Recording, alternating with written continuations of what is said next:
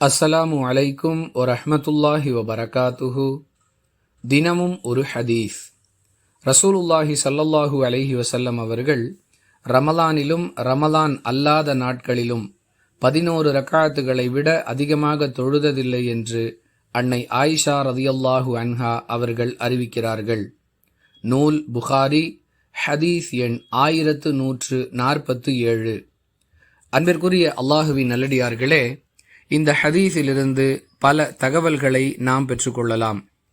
முதலாவதாக, ரமலான் மாதத்திற்கென்று சிறப்பான எந்த ஒரு தொழுகையையும் இஸ்லாம் நமக்கு கற்றுக் கொடுக்கவில்லை.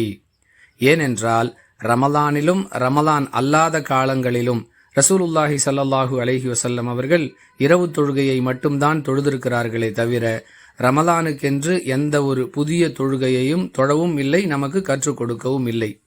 இரண்டாவதாக, இந்த ஹதீஸின் அடிப்படையில் 11 ரக்காத்துகள் என்று குறிப்பிடப்பட்டிருந்தாலும் வேறு அளவுகளிலும் அல்லாஹுவின் தூதர் ஸல்லல்லாஹு அலைஹி வஸல்லம் அவர்கள் தொழுதிருக்கிறார்கள் என்பதை வேறு பல ஹதீஸுகளிலிருந்து அறிந்து கொள்கிறோம்.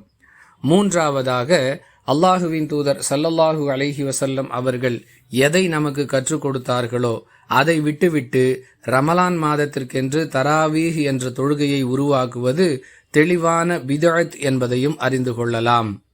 புரிந்து நடந்து கொள்வோம். வாஹிரு தஅவானா அனில் ஹம்துலில்லாஹி ரப்பில் ஆலமீன். அஸ்ஸலாமு அலைக்கும் வரஹ்மத்துல்லாஹி வபரகாத்துஹு.